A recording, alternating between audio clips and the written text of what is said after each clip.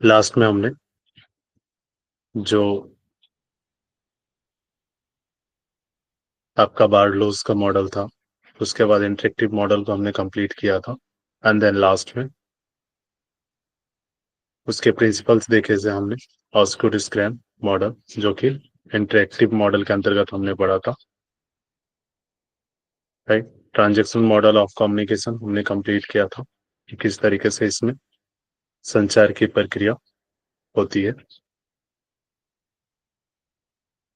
अब हम characteristic of communication, संचार की विशेषताएं, एक संचार कितना प्रभावी हो, उसकी क्या विशेषताएं हो, विशेषताओं के आधार पर ही हम देखते हैं कि संचार कितना प्रभावी हो सकता है। क्लियर है? The nature of communication can be explain using the following characters. संचार की जो प्रकृति है उसको निम्नलिखित विशेषताओं का उपयोग करके समझाया जा सकता है। जैसे communication is the continuous. Communication क्या है? Communication is the continuous, dynamic and action oriented process towards a desire goal. संचार क्या है? एक सतत है, कंटिन्यूअस, लगातार चलने वाला, गतिशील, राइट, और वांछित लक्ष्य की ओर क्रिया उन्मुख प्रक्रिया। एक लक्ष्य होता है, राइट। हर एक संचार का, हर एक कम्युनिकेशन का कुछ ना कुछ लक्ष्य होता है, जो कि एक उसकी तरफ वो कम्युनिकेशन बढ़ता है। तो कम्युनिकेशन क्या है? एक कंटिन्यूअस और डायनेमिक एक्शन है, राइट, एक process. Communication is all pervasive, right. संचार क्या है? सर्वव्यापी है। संचार क्या है? सर्वव्यापी है, हर जगह। निम्न स्तर मध्य स्तर को सूचना प्रदान करते हैं। जो नीचे लोअर है वो मिडिल को सूचनाएं प्रदान करता है, राइट। जो आगे चलकर निर्णय लेने के लिए इसे शीर्ष स्तर तक संशोधित करता है, राइट। इसको क्या करता है? निम्न स्तर से लेके उच्च स्तर तक इसको संशोधित करता है।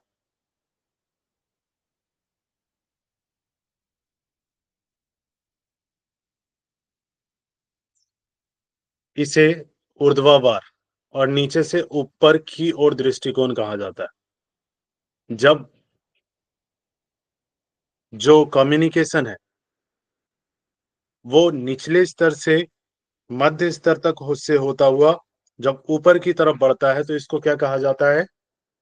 Vertical and bottom up approach. इसको क्या कहा जाता है? ऊर्ध्वाधर और नीचे से ऊपर की ओर दृष्टिकोण। क्लियर है?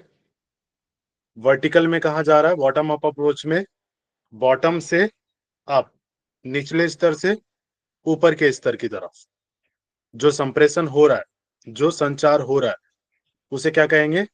वर्टिकल और बॉटम अप अप्रोच। क्लियर है? इसी तरह एक आधिकारिक तरीके से सूचना ऊपर से नीचे की ओर चलती है, राइट। ये क्या होता है? इस इंफॉर्मेशन को flow in diagonal and horizontal matter. इसको क्या कहते हैं? Information top bottom manner, right.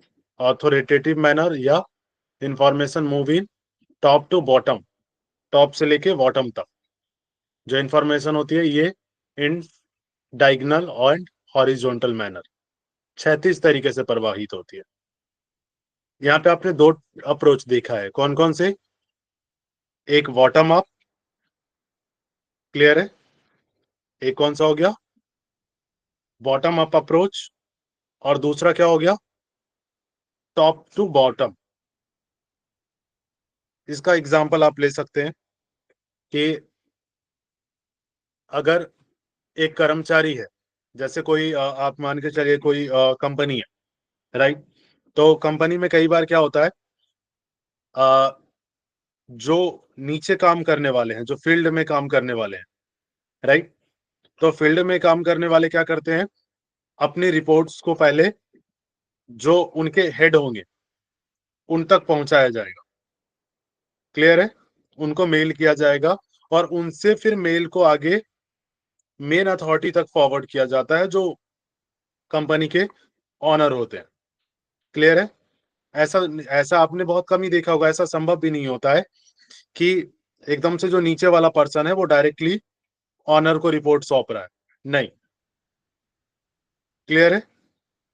ये एक प्रोसेस होती है जो नीचे से एक एक कड़ियों से होता हुआ ऊपर तक जाता है। That is called bottom up approach. Bottom से लेके अप तक और टॉप से लेके बॉटम तक। कई बार होता है ना, कंपनी के ऑनर ने कोई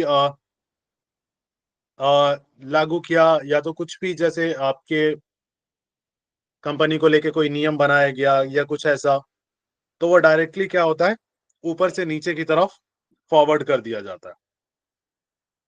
क्लियर है? ये दो आपके वे में चलता है, एक ऊपर से नीचे और नीचे से ऊपर। Effective communication is a two way process. प्रभावी संचार एक दो तरफा प्रक्रिया है, राइट? संचार तक प्रभावी माना जाता है जब किसी प्रकार का फीडबैक तंत्र मौजूद हो, राइट? अगर फीडबैक नहीं होगा तो वो एक इफेक्टिव कम्युनिकेशन नहीं माना जाएगा। क्लियर है?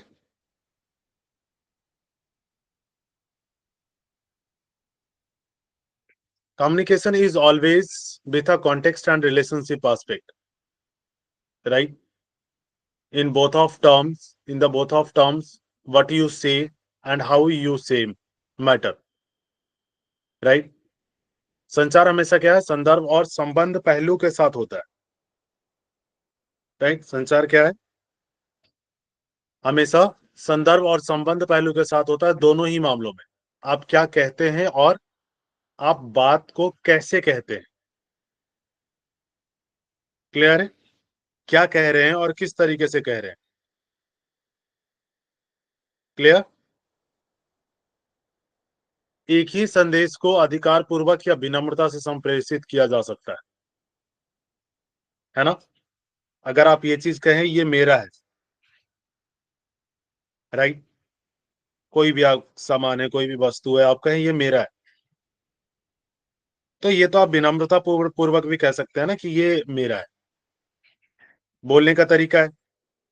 आप यही चीज कहें कि ये सिर्फ मेरा ही है। क्लियर है? तो ये आपका अधिकार पूर्वक आप कह रहे हैं कि ये सिर्फ मेरा ही है, राइट? इसी शब्द को विनम्रता पूर्वक भी आप कह सकते हैं, या मेरा है। क्लियर है? तो इस तरीके से कॉन्टेक्स्ट क्या होता है, चेंज होता रहता है। उदाहरण के लिए, एक गिलास पानी मांगते समय आप कोई व्यक्ति अपने साथी से पानी मांगता है, किस तरीके से उसको कह सकते हैं, कृपया मेरे लिए एक गिलास पानी लाओ। ये आपने विनम्रता पूर्वक कहा। क्लियर है? अब इसी शब्द को आगे और भी कई तरीके से बोला जा सकता है, मुझे एक गिलास पानी दो, राइट? क्या मुझे एक गिलास पानी मिल सकता है?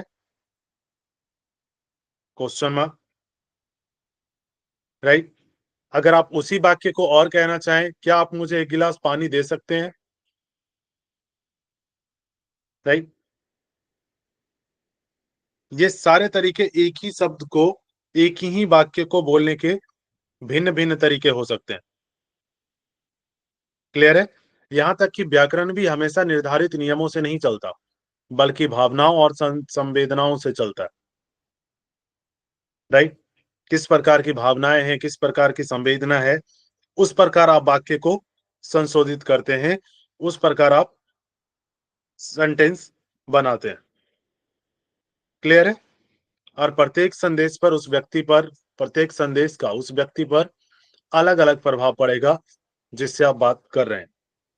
सर इसमें 4 वाला ज्यादा बेटर होगा। ठीक है? ये मैंने बस ये आपको बताया कि एक ही तरीके से बोलने के कई सारे तरीके हो सकते हैं ना एक ही वाक्य को, लेकिन ये डिपेंड करता है कि आप किस भाव से बोल रहे हैं, राइट। इन सभी में आप देखेंगे तो भाव कहीं ना कहीं चेंज हो रहे हैं, व्याकरण इतना मैटर नहीं कर रहा है, राइट। लेकिन जो आपकी भावनाएं भावनाएं हैं, संवेदनाएं हैं, आप हर वाक्य को बोलेंगे तो सामने वाले व्यक्ति पे अलग प्रभाव पड़ेगा। यस या नो? क्लियर है? तो एक ही वाक्य से जो डिफरेंट डिफरेंट तरीके से बोलने की जो कला है, जिस तरीके से आप संवाद कर रहे हैं, उससे सामने वाले व्यक्ति पे अलग अलग प्रभाव पड़ता है। क्लियर है?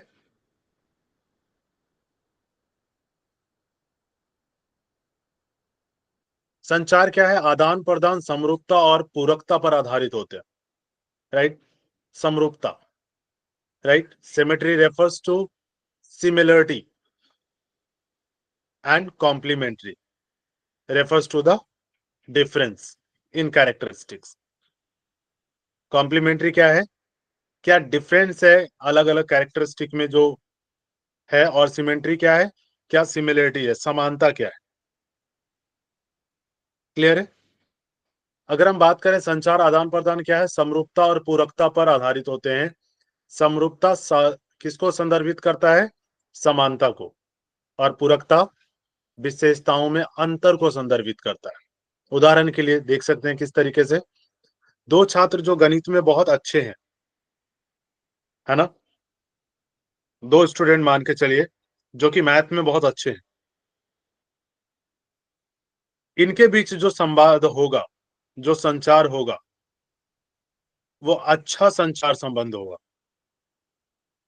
है ना, क्योंकि दोनों एक ही फील्ड से हैं। आप अपना ही एग्जांपल ले लीजिए, सभी योगा से हैं, है ना। कई बार आप लोगों के साथ भी ऐसा होता है कि जो योगा वाले होते हैं उनसे आपका संचार बेहतर होता है ना, बशर्ते कि कोई दूसरे फील्ड का हो तो उससे आप संचार उतने बेहतर तरीके से नहीं कर पाते, है ना। मेघा जी, होता है ऐसा? यस सर, मेरे साथ तो हमेशा ही होता है। योग वाले ही मतलब ऑटोमेटिकली वही लोग हमको अट्रैक्ट करते हैं और हम भी उनको अट्रैक्ट करते हैं।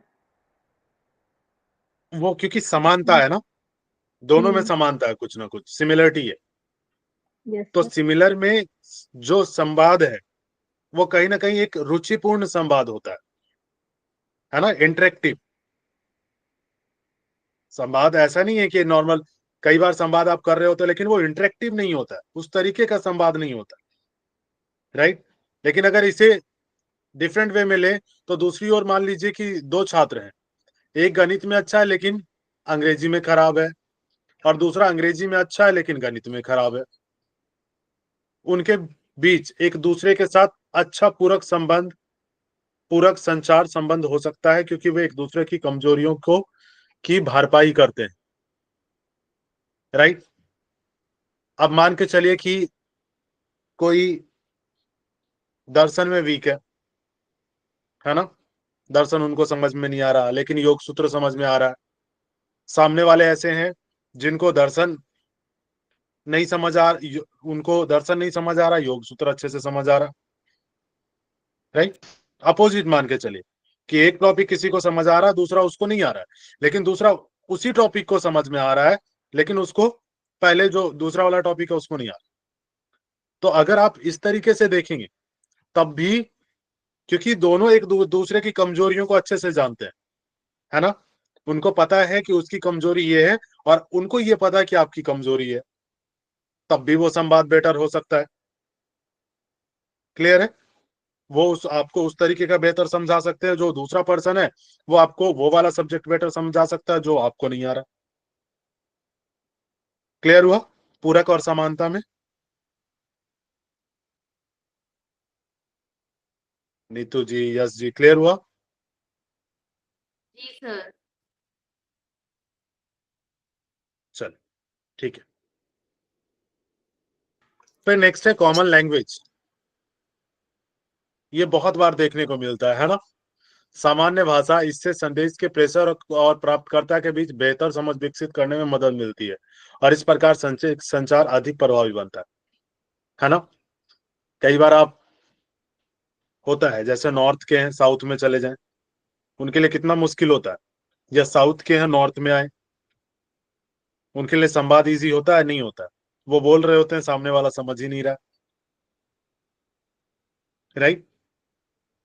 इसी तरीके से कोई भी अलग अलग स्टेट है, इंडिया में ही इतने सारे स्टेट हैं, आप किसी और स्टेट में चले जाइए, अगर आपको वहां की लैंग्वेज नहीं आती तो कितनी परेशानी होती है, राइट। आप कुछ समझ ही नहीं पाते। ये मेरे साथ हुआ था, ठीक है। मैं पंजाब में कुछ टाइम रहा तो मेरे साथ ये चीजें होती थी। अब मैं उनको बोलूं और वो समझ ही ना पाए कि मैं क्या बोल रहा हूँ। बहुत सारे लोग ऐसे हैं, राइट।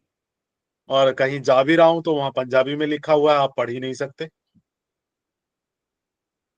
क्लियर है। तो इस प्रकार जो संवाद है, जो कम्युनिकेशन है, अगर एक लैंग्वेज है, कॉमन लैंग्वेज है, तो उसमें समझना आसान हो जाता है। यही अगर अपोजिट हो तो कम्युनिकेशन प्रॉपर तरीके से नहीं हो सकता है। क्लियर है। Meeting of mind is necessary. देखिए, विचारों का मेल भी आवश्यक है ना, वरना संवाद नहीं लड़ाई होती है। होता है ऐसा, संवाद से ज्यादा बहस हो जाती है वहां, मैक्सिमम लोगों में ऐसा होता है ना, कि तुम तो मुझे समझ ही नहीं सकते क्योंकि आपके विचार अलग हैं। क्लियर है। तो मोस्टली लड़ाई ऐसी ही चल रही है आजकल। For example husband wife sir. हाँ, मैंने नहीं मैं बोला, भी खुद ही यही बता सोच दिया, रही थी। ठीक है। ऐसा होता है, बहुत सारे रिलेशंस में ऐसा होता है। रिलेशंस नॉर्मल भी हो, कभी अगर आप किसी से बात कर रहे हो और बिल्कुल अपोजिट बोल रहा हो आपके, है ना, आप कुछ और बोल रहे हैं लेकिन सामने वाले के विचार कुछ और हैं, वो आपके बिल्कुल अपोजिट है, राइट। तो आप बोलना कुछ और चाह रहे हैं, सामने वाला समझ कुछ और रहा है, या आप कुछ और बोलना चाह रहे थे, सामने वाला कुछ और बोलना चाह रहा था, आप कुछ और समझ ली। तो क्योंकि विचारों का मेल भी इतना ही आवश्यक है अगर एक प्रॉपर वे में कम्युनिकेशन करना है। क्लियर है। इफेक्टिव कम्युनिकेशन करना है। Done. The message must be substance, right. Message क्या है, संदेश में सार होना चाहिए, राइट। कुछ ऐसा होना चाहिए, उसमें इंटरेस्ट हो। संदेश का सार तभी तक महत्वपूर्ण होता है जब तक प्राप्तकर्ता विषय वस्तु में रुचि दिखाता है ना। अब आपकी रुचि की बात ही नहीं है लेकिन सामने वाला बात किए जा रहा है, तो आपको मजा आएगा उस कम्युनिकेशन में? नहीं, आपको इंटरेस्ट ही नहीं आएगा। जैसे एग्जाम्पल के लिए देख लीजिए, अब क्रिकेट के बारे में कोई भी चर्चा क्रिकेट के दीवानों को ही तो अच्छी लगेगी, है ना। अब जो क्रिकेट देखते ही नहीं है, क्रिकेट से जिनको कोई मतलब ही नहीं है, उनके सामने आप जाके ये बोले आज इसने इतने रन बना दिए, वो कहेगा मुझे क्या मतलब है, मुझे पता ही नहीं है ये है कौन, राइट। तो ये जरूरी है कि जिसमें रुचि है सामने वाले पर्सन की, तभी कम्युनिकेशन को वो वाला जो कम्युनिकेशन होगा वो थोड़ा सा बेटर होगा मुकाबले की जिसमें उसकी रुचि है ही नहीं। क्लियर है। संचार इशारों के माध्यम से भी किया जा सकता है। संचार जरूरी नहीं कि मौखिक या लिखित ही हो, राइट। सिर हिलाना, कई बार है ना, कोई कह रहा होता है, आप सिर्फ सिर हिला देते हैं, नहीं बोला नहीं आपने। आंखें घुमाना, होठों को हिलाना आदि कुछ ऐसे इशारे हैं जिनका इस्तेमाल कुछ बुनियादी विचारों को व्यक्त करने के लिए किया जाता है, राइट। कम्युनिकेशन गेस्चर से भी किया जा सकता है। ये जरूरी नहीं कि हर बार क्या हो, वर्बल हो या नॉन वर्बल, रिटर्न हो या वर्बल, ये जरूरी नहीं। Clear? Communication is of a different types, अलग अलग प्रकार होते हैं, संचार के विभिन्न प्रकार हैं, यह दुर्भावनापूर्ण या अनौपचारिक, मौखिक या गैर मौखिक हो सकता है। क्लियर है? किस तरीके का? फॉर्मल और इनफॉर्मल, वर्बल और नॉन इनवर्बल, वर्बल और नॉन वर्बल, ये अलग अलग टाइप के हो सकते हैं। क्लियर है? अब हम देखते हैं टाइप्स ऑफ कम्युनिकेशन। यहां तक समझ आया? Yes sir. बाकी सभी को भी आ रहा? अंश जी हैं, आरजू जी। जी सर, जी सर। नहीं जी समझ सर। आया बोलिएगा, मैं रिपीट करूंगा, ठीक है? चले, टाइप्स ऑफ कम्युनिकेशन, संचार के प्रकार। हम एक दूसरे से अलग अलग तरीकों से संवाद करते हैं, जो पूरी तरह से संदेश और संदर्भ पर निर्भर करता है। इस पे मैसेज और कॉन्टेक्स्ट, किस कॉन्टेक्स्ट में मैसेज को भेजा जा रहा है, जिसमें इसे अग्रेसित किया जाता है, फॉरवर्ड किया जाता है। चैनल का चुनाव और शैली भी संचार को प्रभावित करती है। कौन सा चैनल है और किस चैनल का आप उपयोग कर रहे हैं, ये और स्टाइल, ये दोनों भी क्या करते हैं? संचार को प्रभावित करते हैं। क्लियर है? Classification on the basis of relationship element, संबंध तत्व के आधार पर वर्गीकरण अगर हम करें, तो सबसे पहले जो कम्युनिकेशन है, रिलेशन एलिमेंट, ठीक है? इंट्रापर्सनल कम्युनिकेशन, अंतर वैयक्तिक संचार। सबसे फर्स्ट कौन सा है? अंतर वैयक्तिक संचार। It is a communication with in an individual almost all the times. ये क्या है? यह लगभग हर समय एक व्यक्ति के भीतर का संचार है, राइट? यह लगभग हर समय एक व्यक्ति के भीतर का संचार है, जिसमें स्वयं से बात करना, स्वयं को सुनना और स्वयं से संबंधित होना शामिल है। मैक्सिमम टाइम हम ये कम्युनिकेशन करते हैं, है ना? हर सिचुएशन में ये करना चाहिए, नहीं करना चाहिए, हम खुद से बातें कर रहे होते हैं। ये अच्छा है, नहीं है, करें ना करें, राइट? तो मैक्सिमम टाइम हम कहीं ना कहीं खुद से बातें कर रहे होते हैं, स्वयं को सुन रहे होते हैं। क्लियर है? It includes individual reflection, meditation, contemplation and even praying to God. इसमें क्या हो सकता है? व्यक्तिगत चिंतन, खुद से आत्मचिंतन कर रहे हैं, आप खुद से चिंतन कर रहे हैं।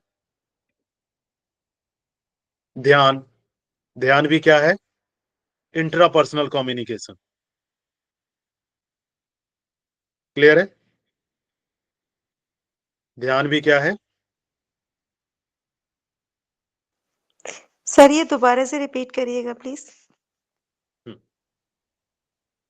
देखिए, अगर हम रिलेशनशिप के अकॉर्डिंग कम्युनिकेशन को डिवाइड करें, तो ये दो पार्ट में अभी हम डिवाइड कर रहे हैं इसको, ठीक है? सबसे फर्स्ट क्या है? इंट्रापर्सनल कम्युनिकेशन, अंतर व्यक्तिक संचार। क्लियर है? अंतर व्यक्तिक संचार। अंतर व्यक्तिक संचार क्या है? जब आप स्वयं से बातें करते हैं, स्वयं से सुनना, स्वयं को सुनना। मैक्सिमम टाइम ऐसा होता है ना कि जब आप स्वयं को सुन रहे होते हैं, कई बार आपके मन में दुविधा होती है, तो आप खुद से ही बातें कर रहे होते हैं, है ना? मैक्सिमम टाइम ये चीजें होती हैं। स्टडी ही करना है, क्या करूं, ना करूं, कैसे करूं, ये आप किससे पूछ रहे हैं? स्वयं से। कई बार आपके खुद के मन में आ रहा होता है ना? खुद से ही बातें कर रहे होते हैं।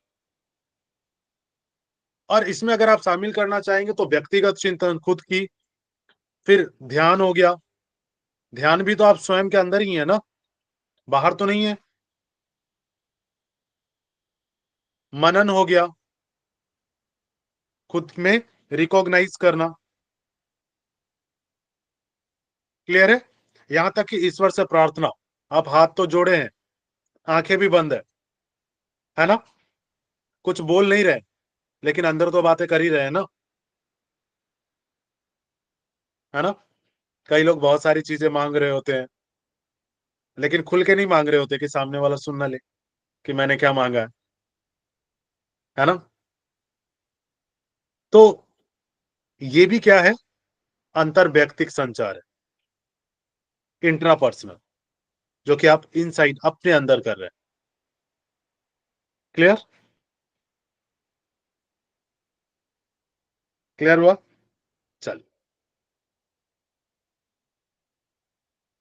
हम वास्तव में प्रत्यक्ष संचार में शामिल होने से पहले अपने विचारों या धारणाओं को संकल्पित और तैयार करते हैं, है ना। आप किसी से बात करना हो तो कई बार आप पहले सोचते तो हैं, है ना। बिना सोचे तो किसी को कुछ नहीं बोल देते हैं। पहले आप अपनी धारणा तैयार करते हैं अपने अंदर, उसके बाद उसको प्रकट करते हैं। क्लियर है?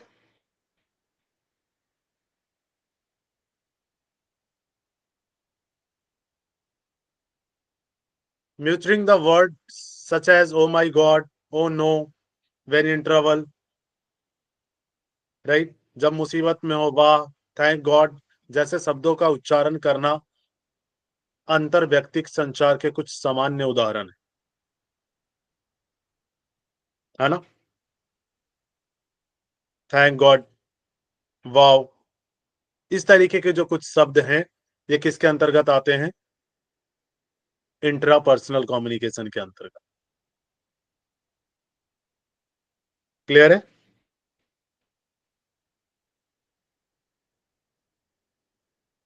नेक्स्ट है इसका इंटरपर्सनल कम्युनिकेशन। हमने इंट्रापर्सनल देखा, सेकंड क्या है? इंटरपर्सनल। ये क्या है? डायडिक कम्युनिकेशन, इसे द्विधारी संचार भी कहा जाता है।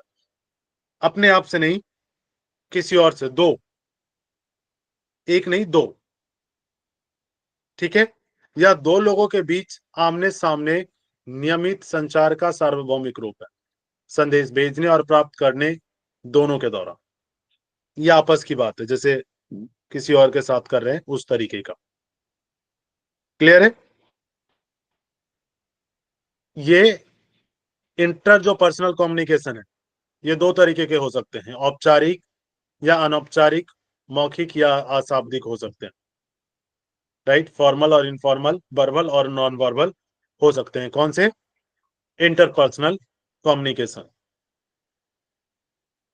क्लियर है? जैसे यह शब्दों, ध्वनियों, चेहरे के भाव, हाव भाव और मुद्राओं के माध्यम से कहीं भी घटित होता है। शब्दों के माध्यम से हो गया, ध्वनि के माध्यम से हो गया, चेहरे के भाव हो गए, है ना। किसी ने बोला और आपने फेस एक्सप्रेशन के थ्रू उसको बता दिया, ये भी इंटरपर्सनल कम्युनिकेशन है, राइट। हाव भाव हो गए, मुद्राएं हो गई, उसके थ्रू भी आप कम्युनिकेट कर सकते हैं।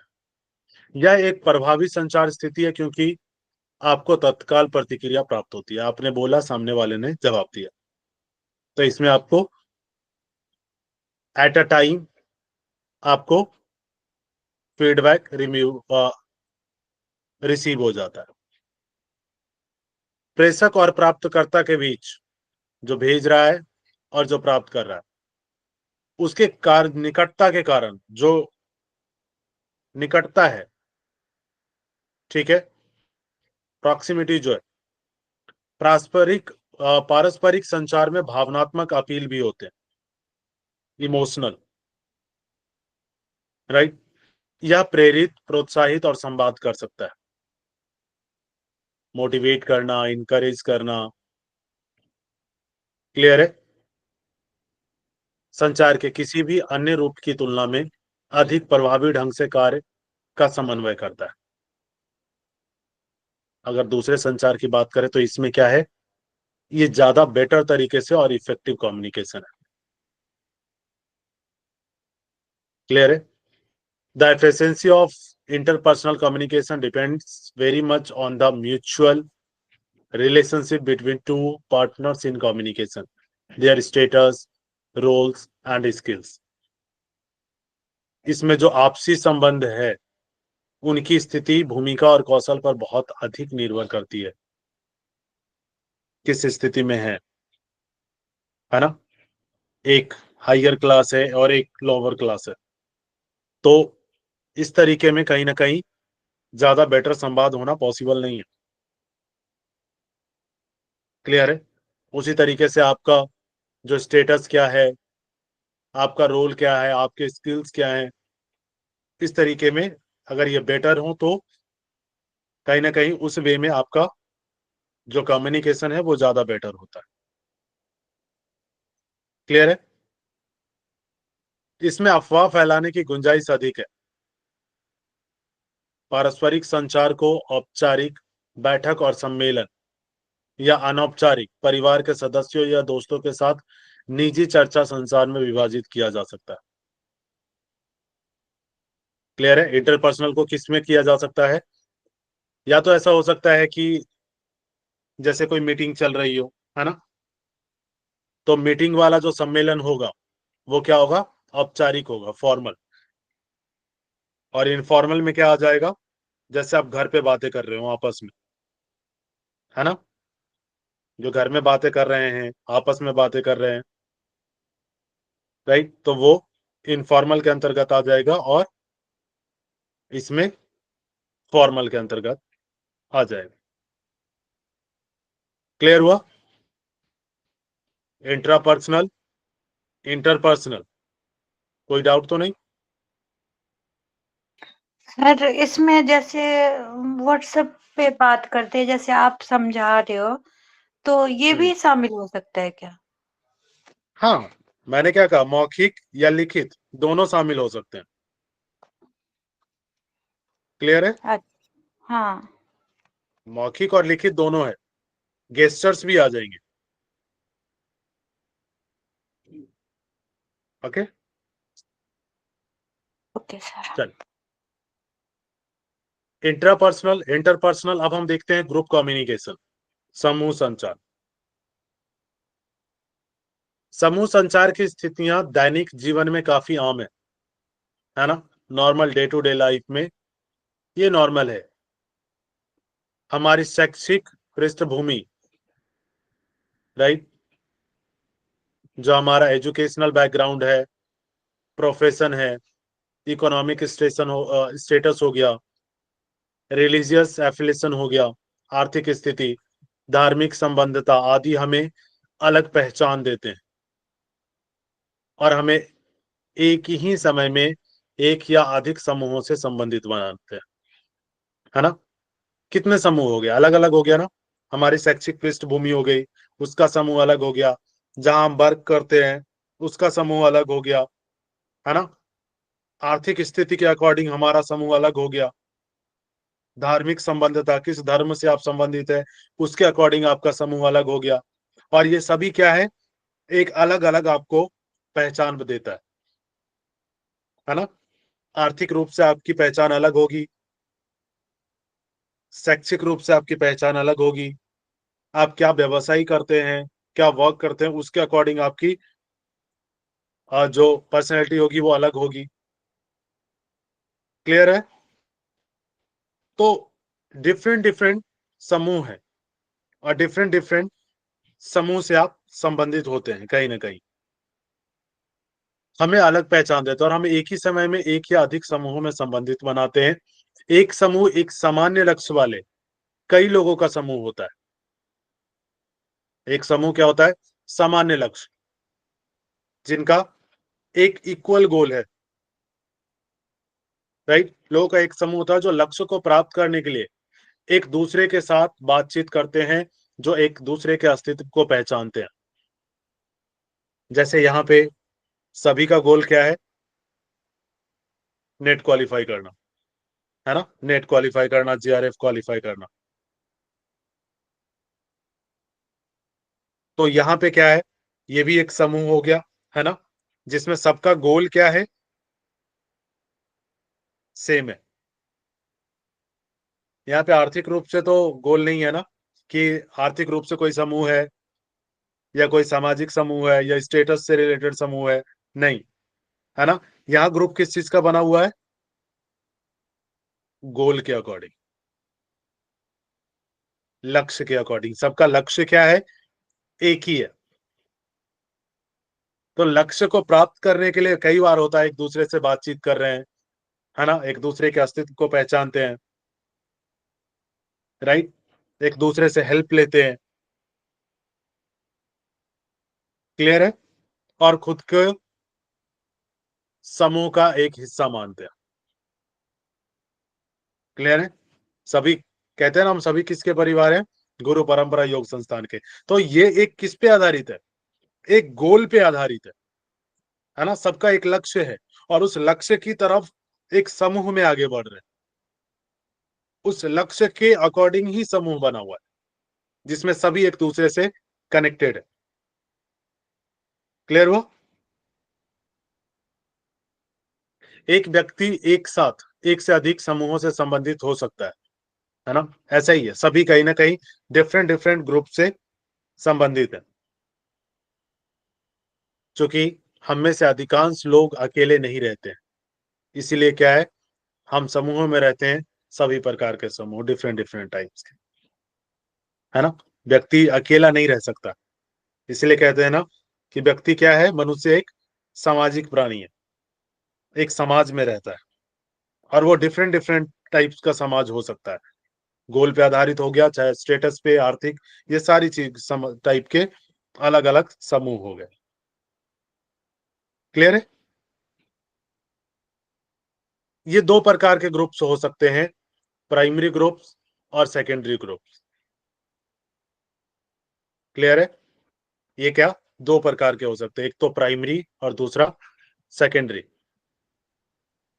सीएच कुले के अकॉर्डिंग अगर हम बात करें, तो primary groups are composed of individual with intimate personal relations and who interact face to face. CH Cooley के अनुसार क्या है, प्राथमिक समूह घनिष्ठ संबंध रखने वाले व्यक्तियों से बने होते हैं और जो आमने सामने लाक्षणिक और अप्रत्यक्ष रूप से अंतःक्रिया करते हैं, शाब्दिक रूप से, है ना, कुछ गहरे संबंध होते हैं, उससे एक संबंध बना होता है, राइट।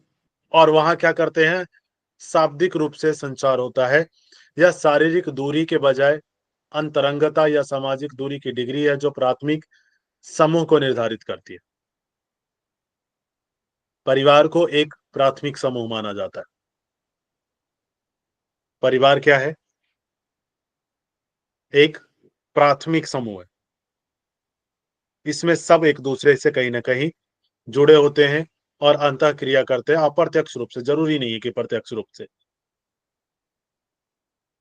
राइट। प्राथमिक समूह के अन्य उदाहरण देख सकते हैं, जैसे खेल समूह, है ना, खेल का ग्रुप हो गया, रिश्तेदारी हो गई, है ना, रिलेशनशिप जो आपके और भी रिलेशंस में लोग हैं। श्रमिक समूह, श्रमिकों का एक समूह हो गया, कबीले हो गए, है ना, ये प्राथमिक समूह के अंतर्गत आते हैं, क्लियर है।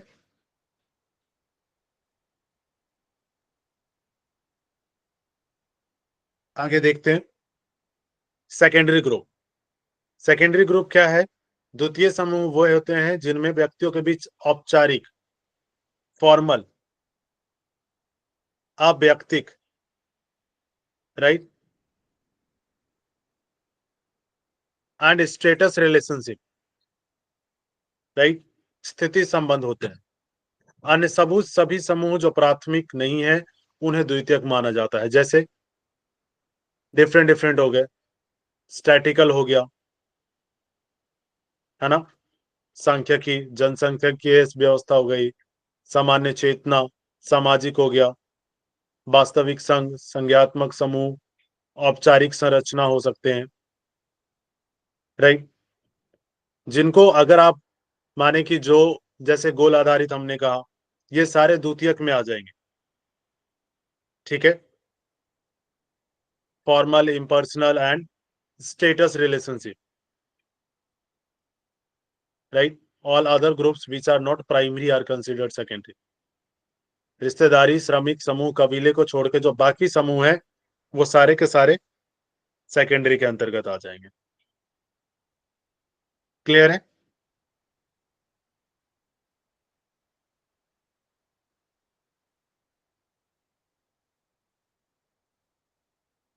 यहां तक क्लियर हुआ? अगर हम कम्युनिकेशन की बात करें, बेसिस ऑफ चैनल्स, पहले हमने किस पे बात किया था कम्युनिकेशन टाइप? कौन बताएंगे? अभी जो हमने देखा तीन, intrapersonal, interpersonal and group communication, ये किसके अंतर्गत थे? किसके थ्री टाइप्स थे ये? संचार की कम्युनिकेशन के तो फिर ये भी तो संचार के ही है ना, आगे भी तो।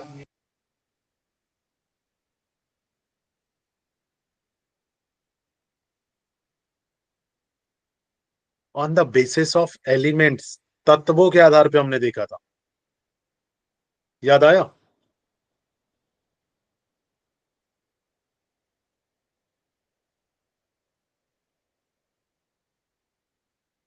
याद आया क्या? यस जी, नीतू जी, किसके आधार पे देखा था हमने?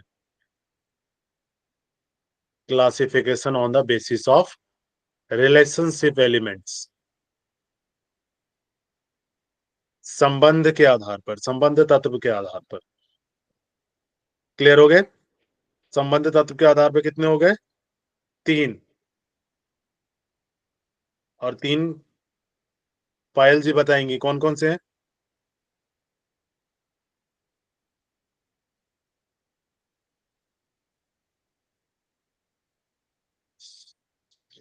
भूमि जी कह रहे हैं मिक्स हो रहा है। कहाँ मिक्स हो गया भूमि जी?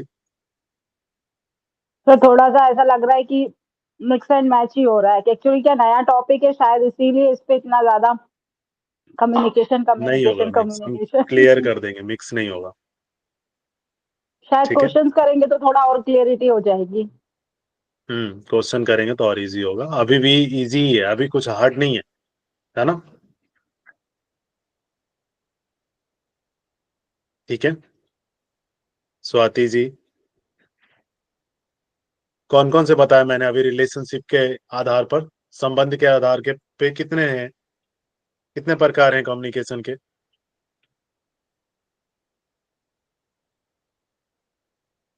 सर दो याद है मुझे, तीसरा समझ में नहीं आया। हाँ बताइए, तो अंतर्वैयक्तिक बताइए। संचार और ग्रुप समूह हम्म, संचार, ये दो क्लियर हाँ, हो गए, पर तीसरा मुझे कुछ समझ में नहीं आया। इंटरपर्सनल समझ आया? जी इंट्रापर्सनल भी समझ आ गया? जी। इंट्रा मतलब अंतर, अंतर, इंटर और एक मतलब दो के साथ, दो के साथ। और लास्ट वाला हो गया ग्रुप। लास्ट वाला ग्रुप है। हाँ, ग्रुप कम्युनिकेशन, जिसमें अलग अलग समूह है ना? अच्छा, हाँ हाँ, किसी एक के प्राथमिक साथ और नहीं है या दो के साथ नहीं है, वो समूह है पूरा, ओके। है ना? एक ग्रुप जैसे हम कहें ना, different hmm types of group. Hmm. हाँ, प्रियंका जी कुछ कह रही हैं? सर तो टोटल 3 टाइप होंगे, इंटरपर्सनल, हाँ। Intrapersonal and then group yes, communication. Yes, बिल्कुल सही। इसे क्वेश्चन मैं बना अभी लाऊंगा आप लोगों के सामने, है ना? कल परसों में क्वेश्चन इसके निकालूंगा, तो उसकी पीपीटी में लाऊंगा। इससे क्वेश्चंस बनते हैं, ये ध्यान रखिएगा। वो आपको एग्जाम्पल देगा, ठीक है, और उसमें पूछ दिया जाता है which type of communication this is, ये किस प्रकार का संचार है ना? जैसे ध्यान हो गया, मैंने बताया था ना, इंट्रापर्सनल में ध्यान हो गया, है ना? उसके बाद आप खुद से बातें कर रहे हैं, कई बार ध्यान कर रहे हैं, या चिंतन कर रहे हैं, मनन कर रहे हैं, ईश्वर से प्रार्थना कर रहे हैं, ये पूछ दिया जाता है ये किस प्रकार का कम्युनिकेशन है। क्लियर है? तो ये क्या हो जाएगा? इंट्रापर्सनल, अंतर वैयक्तिक। क्लियर हो गया? On the basis of elements, clear हुआ? संबंध के आधार पर। चलिए अब हम देखेंगे बेसिस ऑफ चैनल्स, चैनल के आधार पर कम्युनिकेशन के टाइप्स। ठीक है? On the basis of channels communication is of two types. Channel के आधार पे कितने हो गए? दो। तत्व के आधार पे तीन थे। क्लियर है? कौन कौन किसके से? आधार पे 3 बताए सर? तो ये चैनल कम्युनिकेशन के आधार पर। किसके? संबंध के आधार पर, तत्व के आधार पर, संबंध। एलिमेंट्स। अच्छा, संबंध के आधार। ओके। ठीक है? और अब हम देख रहे हैं चैनल के आधार पर। चैनल के आधार पे दो हो गए, वर्बल कम्युनिकेशन और नॉन वर्बल कम्युनिकेशन। क्लियर है? Verbal communication and non verbal communication. यहां तक क्लियर है? सर यहाँ चैनल का अर्थ क्या होगा? माध्यम, ओके। है ना? किस चैनल का यूज कर रहे हैं, किस माध्यम का यूज कर रहे हैं। क्लियर है भारती जी? Medium sir. जिसको कहते हैं ना, किस मीडियम का यूज कर रहे हैं, बोल के कर रहे हैं, लिख के कर रहे हैं, तो ये माध्यम हो गया ना। जी सर।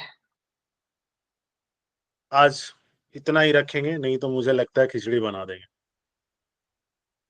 ठीक है? अभी तक ठीक है? क्लियर हुआ? Yes sir, yes sir. Yes sir. ठीक है। थोड़ा सा ये न्यू टॉपिक है, बट थोड़ा सा क्योंकि टेक्निकल आएंगे, शब्द आएंगे डिफरेंट डिफरेंट, तो थोड़ा सा समझना है, बस अटेंटिव रहना है और कुछ नहीं।